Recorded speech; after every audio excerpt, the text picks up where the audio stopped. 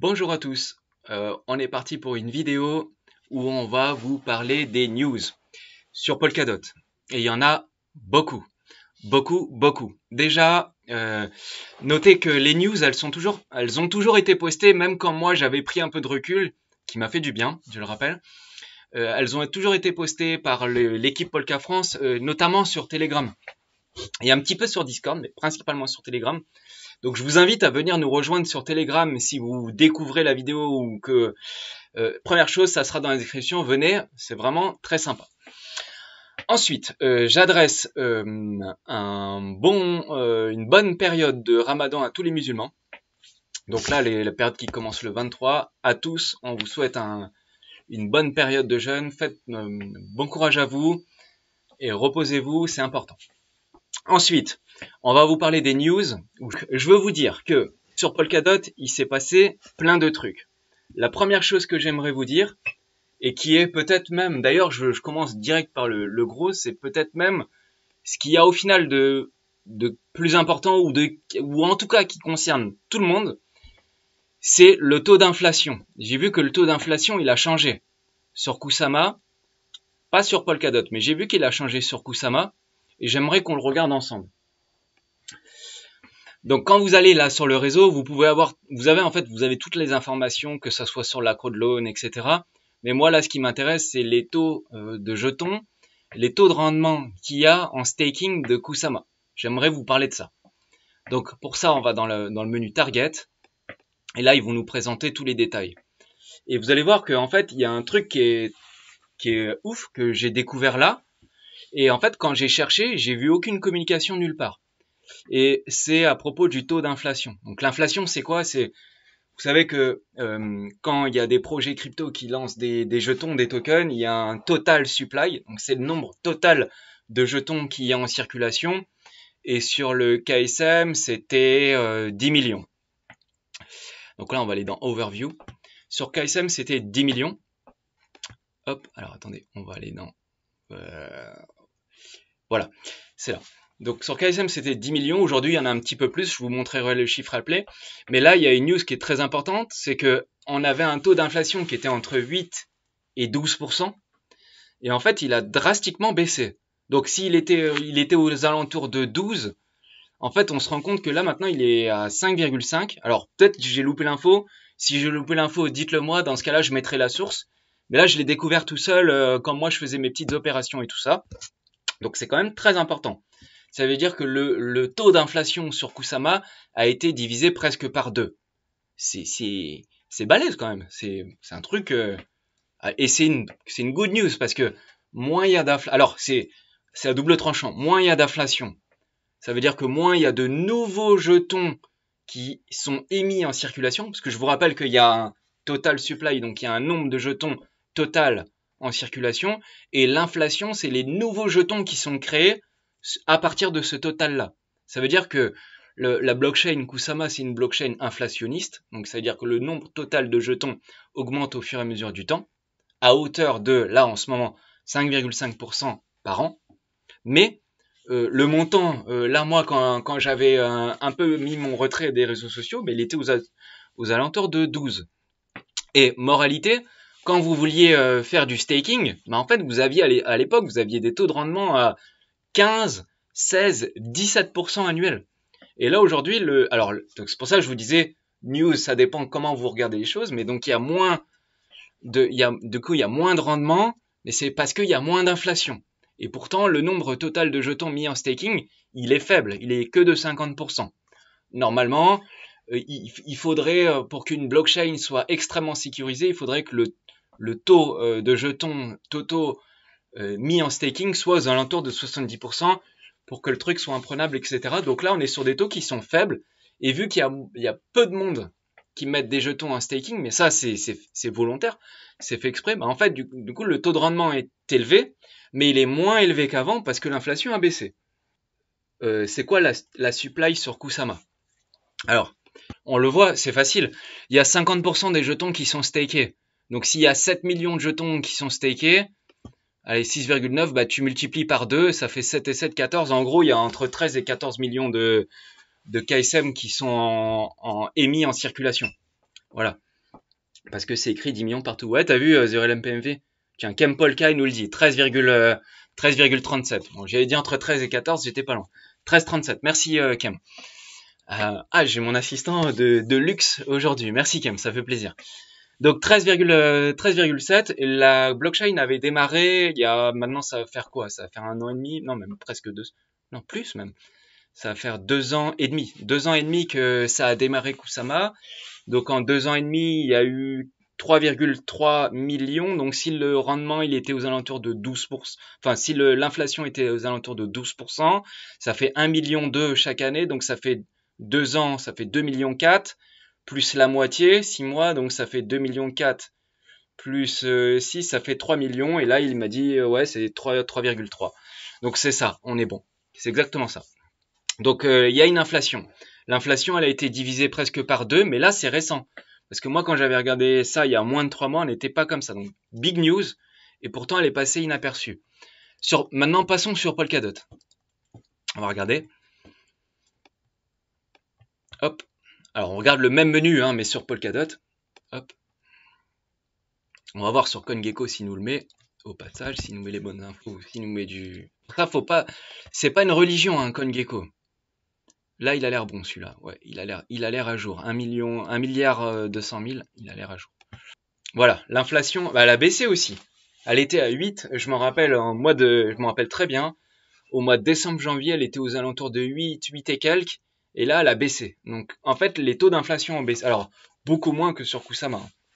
Probablement que tout ce qui se passe sur Kusama est après répliqué sur le DOT. Donc, on peut s'attendre à moyen terme à un taux qui va encore baisser.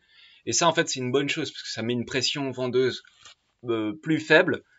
Et donc, du coup, on a moins ce phénomène de jetons qui peut être dumpé très fort. Et effectivement, quand la blockchain Polkadot a été lancée avec 1 milliard de jetons il y a 2 ans et demi, là, aujourd'hui, ils l'ont dit, il y a 1,2 milliard. Donc, il y a 200 millions de plus, donc c'est 20% de plus. Et si si l'inflation était autour de 8%, ouais, c'est ça. Donc on voit là, c'est quand même une belle news. C'était ça que je voulais vous dire, qui est très important. Mais les taux d'inflation ont baissé. Donc c'est-à-dire la pression vendeuse elle a baissé, mais le taux de rendement en staking a aussi baissé. Donc on gagne moins qu'avant, quoique encore sur Polkadot, on est autour de 15% par an. C'est balèze, hein. C'est pour ça qu'il faut staker. Et ce qui est intéressant là-dessus, c'est que il y a que 47% des jetons qui sont mis en staking. Hein, je vous rappelle, pour que ça soit imprenable, il faut que ça soit aux alentours de 70%. Et là, on aura des taux à peu près autour des 10% annuels. Donc là, on est à 15, presque 16. C'est énorme. En fait, ça, c'est les taux qu'on avait sur Kusama il y a 3 mois. Donc pourquoi il y a aussi peu de jetons qui sont mis en staking? C'est parce qu'en fait, on se rend compte qu'on en a beaucoup qui sont bloqués dans les crowdloans, tout simplement. Donc les crowdloans, c'est le mécanisme qui permet de bloquer et de louer un espace pour une parachain. Et si vous voulez regarder, le montant des jetons qui ont été bloqués dans les parachains, il est de 133 millions de jetons. Donc ça représente 10% du total. Donc en fait, on a 47% en staking, 10% en crowdloan, ça fait 57%. Et du coup, il reste 30, ça fait 40, ouais, il reste 47%, non, moins que ça. 47, alors attendez, on va faire le calcul. On va faire le calcul. 100 moins 47 en staking, moins 10%, il reste 43%, ouais, à peu près en circulation globale de jetons qui s'échangent, mais il y en a aussi beaucoup dans des protocoles DeFi, il y en a beaucoup qui sont échangés, il y en a même qui sont sur d'autres blockchains, bloqués sur des bridges, etc. Donc les dots, c'est une denrée qui est très utilisée et c'est une denrée qui devient rare.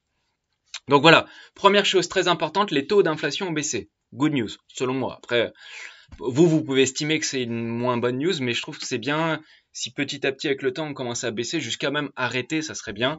Et le Graal, c'est d'avoir une blockchain qui a réussi à se développer correctement, donc qui a utilisé les fonds pour son développement et qui après arrive sur une phase de déflation. Et comme ça, on brûle des jetons, il y en a de moins en moins, et ça deviendra une blockchain rare. Et en fait, ça suit le modèle d'évolution de l'ETH. D'ailleurs, sur Polkadot, ils comparent souvent le nombre de devs depuis la création de la blockchain par rapport aux autres blockchains. Enfin bref, on voit qu'il y en a quand même beaucoup, voire même énormément de développeurs. Mais ça, je vous l'avais déjà montré. Donc beaucoup en crowdloan, beaucoup en staking, et au final, les taux d'inflation ont baissé, good news.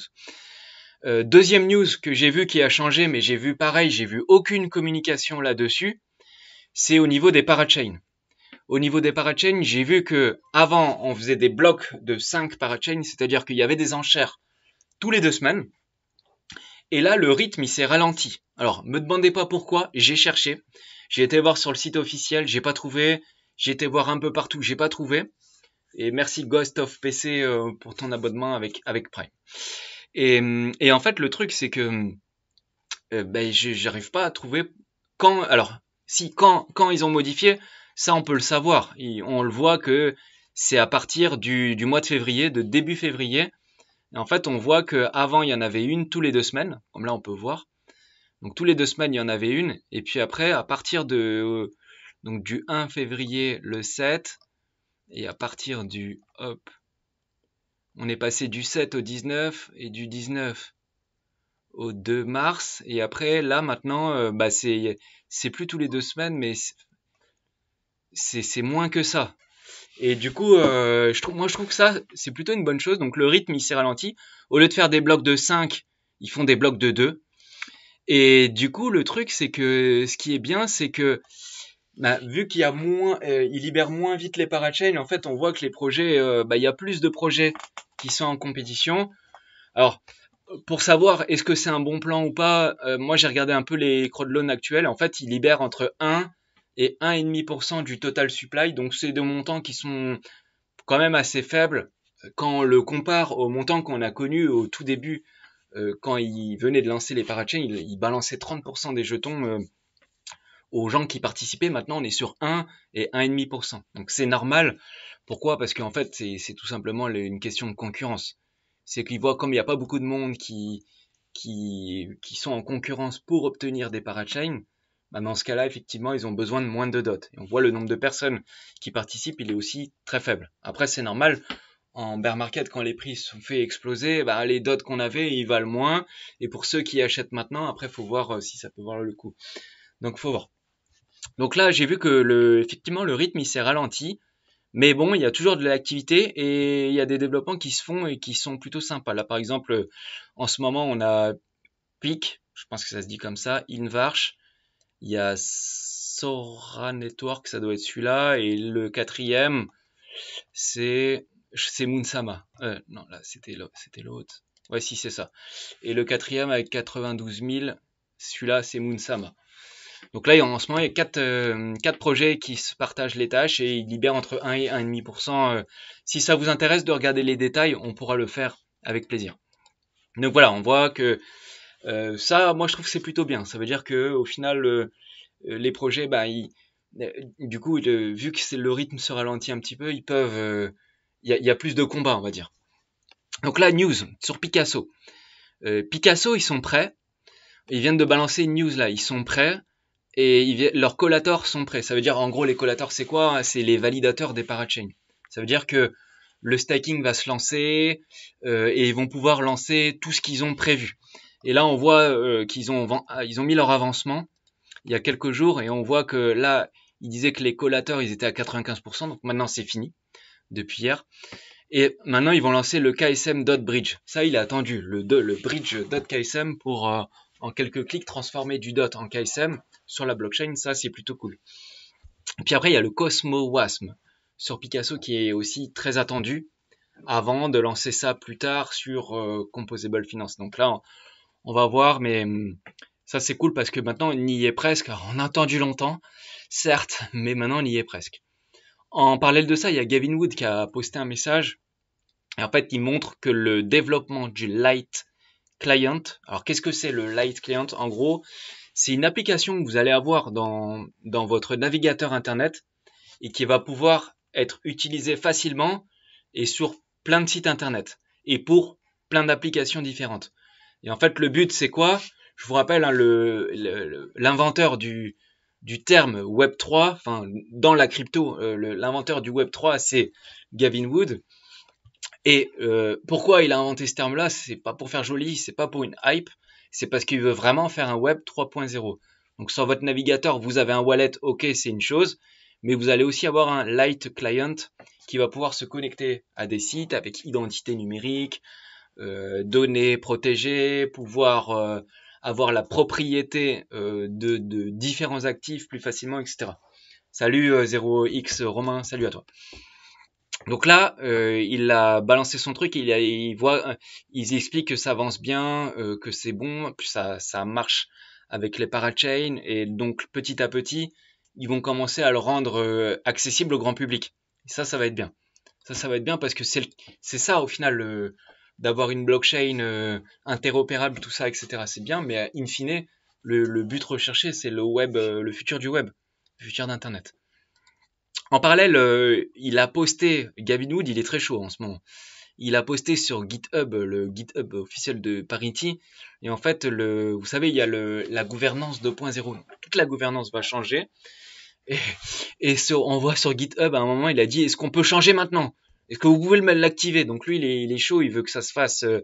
Donc là, maintenant, qu'il l'a dit, c'était il y a quelques jours, maintenant c'est fait. Donc la nouvelle gouvernance 2.0 a été mise en place. Et immédiatement, et ça c'est cool, immédiatement, Moonbeam, ils l'ont déployé aussi. Alors là j'ai pris un article du mois de décembre, hein, c'est volontaire, mais en gros, ils expliquent dedans quelles seront les différences et tout. Mais dans cette vidéo, je ne veux pas vous expliquer ça parce que je l'ai déjà fait. Donc là, j'invite tout le monde à aller faire ses devoirs et d'aller voir la vidéo sur la nouvelle gouvernance 2.0 de Polkadot. Vous allez apprendre plein de trucs. Et au final, personne ne l'a vu, hein, bande de petits coquins. Donc faut aller la voir et vous allez comprendre quels sont les nouveaux systèmes, si ça vous intéresse, bien sûr. Puis après, si vous voulez voir les différents référendums qui sont appliqués, dans ce cas-là, vous allez sur l'application qui s'appelle Polka Assembly. Vous allez là-dessus. Et eux aussi, en plus, ils l'ont mis à jour là. C'était hier. Ils l'ont mis à jour, donc vous pouvez aller voir. C'est assez pratique. Et ça devient de plus en plus simple, donc ça c'est cool.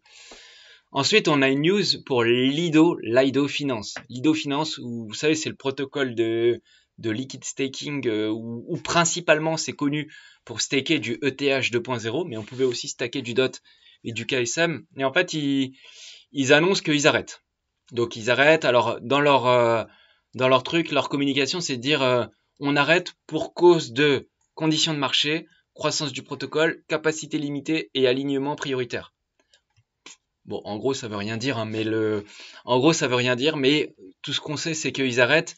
Et bon, si ils ont une communication aussi floue comme ça, c'est probablement il y a des trucs qu'ils veulent pas dire ou qu'on doit pas savoir. J'en sais rien, mais en tout cas, sur Lido Finance, faut savoir qu'il y a pas mal de problèmes en ce moment. C'est-à-dire que j'ai vu que les utilisateurs ne pouvaient plus rentrer ni sortir. Donc je sais pas si c'est réglé. C'était il y a 2-3 jours. Je sais pas si c'est réglé, mais si c'est réglé, au moins c'est cool. Les gens peuvent sortir, mais ils arrêtent. C'est dommage parce que Lido Finance ça marchait super bien. Et au final là, d'un coup, le truc il s'est mis à voler un peu en éclats. Je sais pas ce qui se passe avec Lido Finance, mais c'est bizarre. En tout cas, voilà, ça va être fini pour Polkadot et Kusama avec Lido. De toute façon, il y a d'autres protocoles de liquid staking qui existent. Enfin, il y en a plein d'autres. Et il n'y a pas forcément besoin de Lido Finance, mais voilà, c'est à savoir. Ensuite, le 24 mars, donc là, c'est demain, au moment où on fait le live, et quand vous regarderez la vidéo, bah, ça sera déjà fait. Et en fait, ils vont lancer sur Invarch, enfin plutôt sur Tinkernet, le OCF protocole. Donc c'est le premier protocole de staking avec une DAO. Et donc là, on va voir un peu comment ça marche. Ça va être des mécanismes qui seront différents. Mais là, je vous ferai une vidéo exprès pour ça. Parce que je vous avoue, même moi, j'ai lu le white paper et tout. J'ai compris à peu près la moitié, les 3/4 des choses. Mais il y a encore des trucs que j'ai pas compris. Donc je suis pressé de voir quand il va se lancer pour pouvoir l'utiliser et vous en parler. Je pense que ça va être cool. Donc on en reparlera de ça. Mais en tout cas, c'est pour vous montrer qu'il se passe plein de choses. Sur Moonbeam Network, j'ai vu qu'ils ont changé toute l'interface de l'application Moonbeam. Et dedans, j'ai vu que... Alors, on peut faire maintenant des swaps cross-chain. Alors, on pouvait déjà le faire, mais maintenant, c'est beaucoup plus simple. Donc là, on parle à chaque fois d'interface utilisateur et tout. Là, c'est ultra simple. Vous mettez chaîne de départ, chaîne de réception, et puis voilà, vous mettez le montant et puis c'est fini. Et dedans, il y a aussi des stats qui sont intéressantes et j'aimerais qu'on regarde un peu les chiffres de Moonbeam. Et on voit qu'il y a au total 3,7 millions d'adresses. Donc il y a Romain qui me dit l'interface est moins bien, je trouve. Bah écoute, ça c'est ouais, bah je peux te comprendre. Je peux te comprendre, c'est chat, les goûts et les couleurs, tu sais. Donc Moonbeam, 3,7 millions d'adresses. Alors je trouve ça balèze honnêtement, mais après quand je regarde, je me méfie toujours des chiffres. Justement, faut être ce qui est clair se dit clairement, ok. Donc là 3,7 millions, on dit waouh, il y a beaucoup d'adresses. Puis en fait quand on regarde, on se rend compte que bah déjà c'est bizarre parce que ils mettent external own address, donc EOA. En fait ils le découpent en deux et en contract address. Donc il y a des adresses de contrat qui ont déployé au moins un contrat et il y a des adresses qui ont envoyé et reçu des fonds.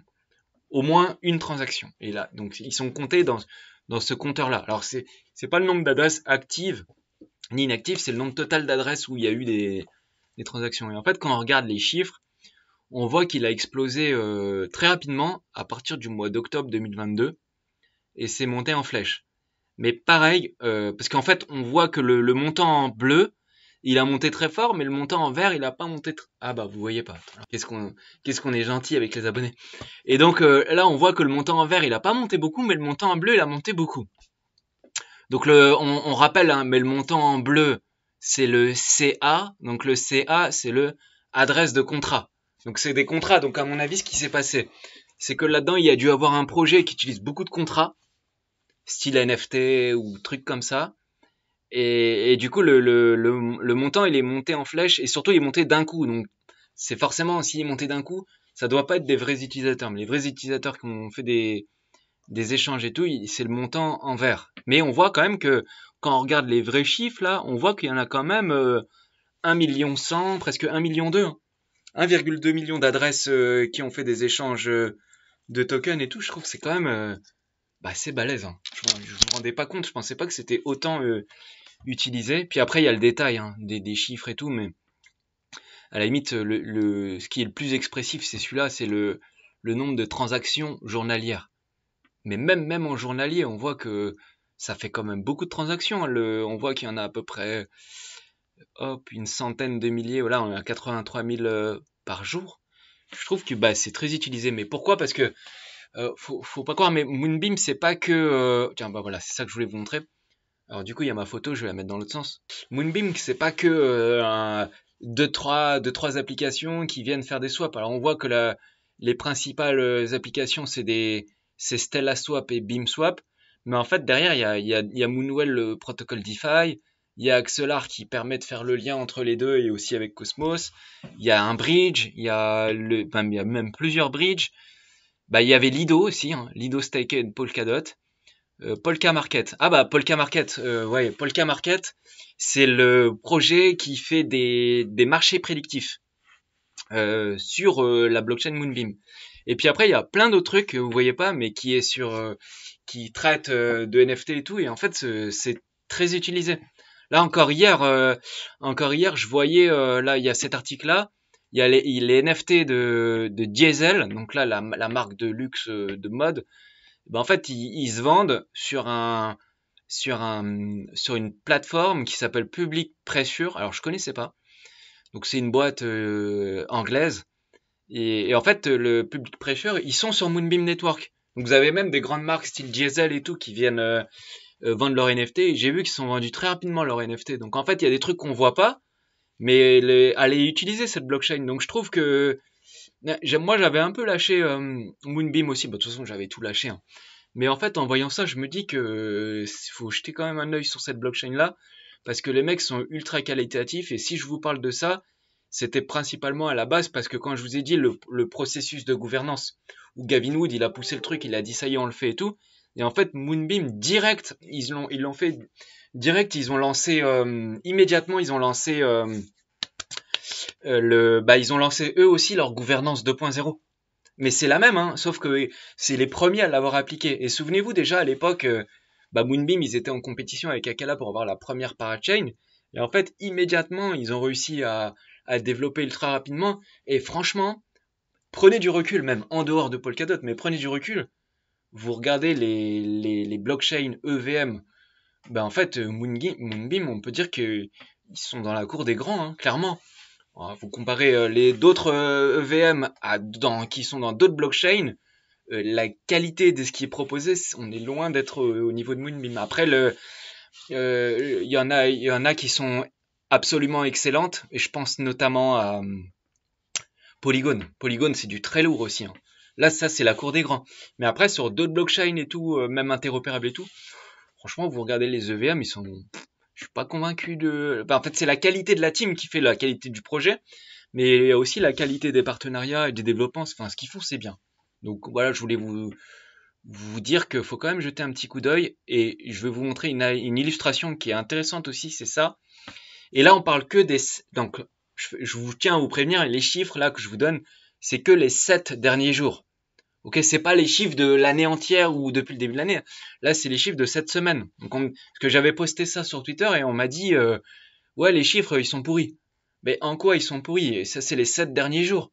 Les 7 derniers jours, on a eu donc des adresses actives. Alors, le principal, c'est Noodle, mais Noodle, c'est des micro-transactions, parce qu'en fait, Noodle, ils font des. Salut Tropicoco, j'espère que tu vas bien.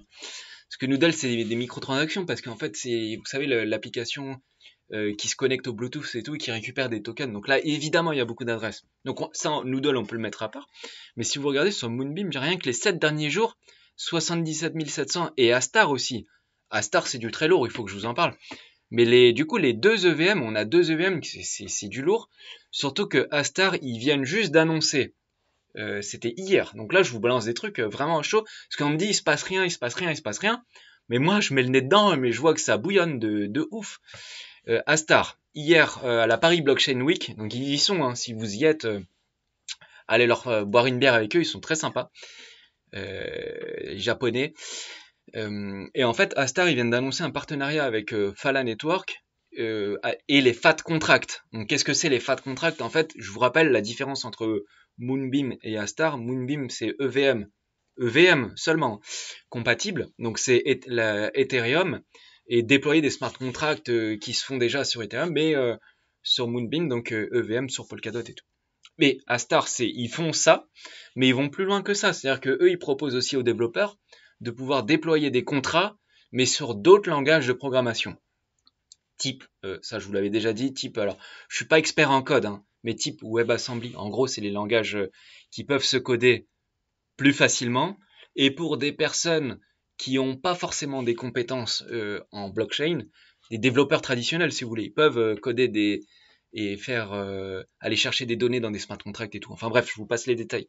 Et en gros, ils peuvent coder avec un autre langage de programmation, mais ils peuvent aussi être EVM. Et en fait, sur Astar, ça bouillonne de ouf aussi, hein. Il y a des trucs qui sortent. Et donc là, le truc qui est cool, c'est qu'ils viennent d'annoncer un partenariat hier, là, avec Fala pour les FAT contracts, justement pour coder en Ink, pour que ce soit plus facile. Et Gear aussi va arriver bientôt et va pouvoir faire ce genre de truc. Tern aussi. Tern, jetez un œil sur Tern. T3RN. Mais je vous reparlerai de tout ça. Mais si, vraiment, c'est actif. C'est pas parce que je veux rien vous vendre. Moi, je m'en fous. Je m'en fous complètement. Je suis juste comme vous, investisseur ou pas. Mais voilà, moi, je vous parle de constats que je fais et je vois qu'il y a des chiffres derrière le constat. Mais après, c'est sûr que on voit que c'est les gros qui se démarquent très fort. Et après, derrière, il y en a des petits qui vont arriver fort, comme Picasso, Tern, Gear, etc. Et il y en a encore des autres qui viennent d'arriver, mais en fait, on voit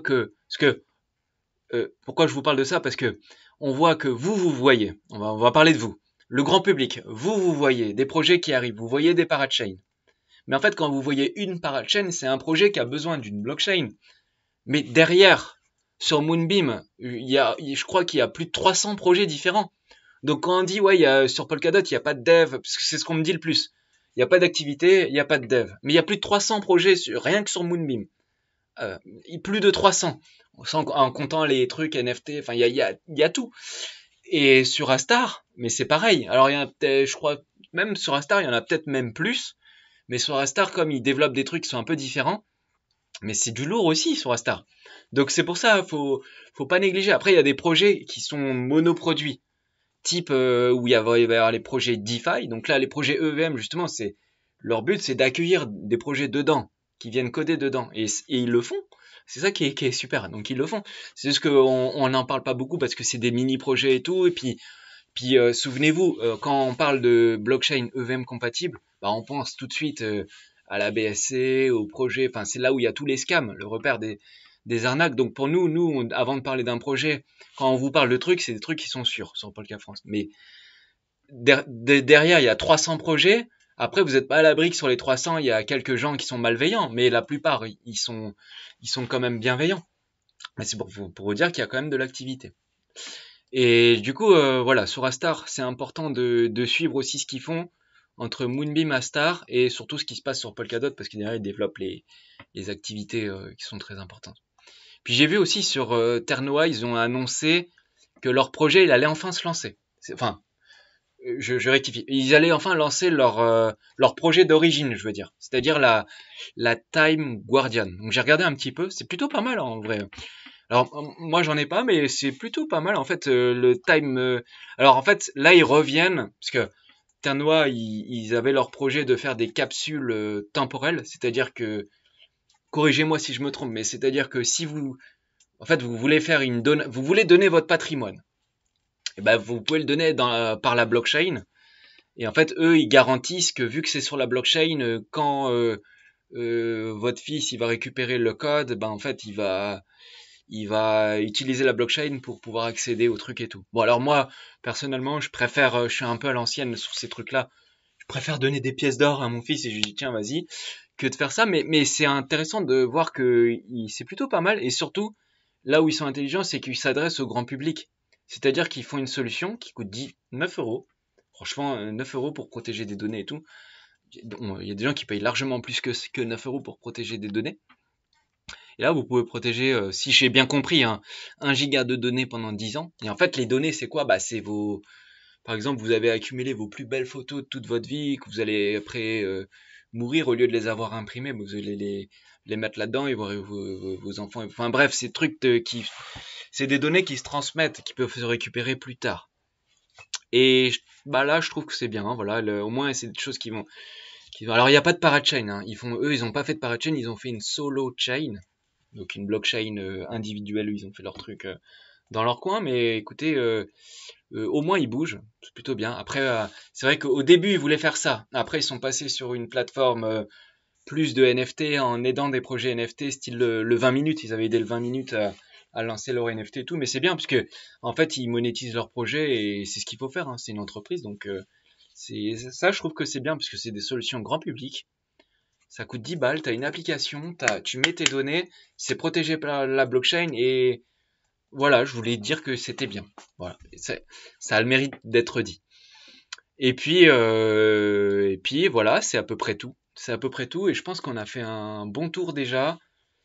J'espère que ça vous a plu. Si ça vous a plu, vous pouvez vous abonner, cliquer sur la cloche. Ça a duré longtemps, mais je suis content de l'avoir fait avec vous. Je vois qu'en plus tout le monde est resté dispo. Donc pour YouTube, je vous dis à bientôt.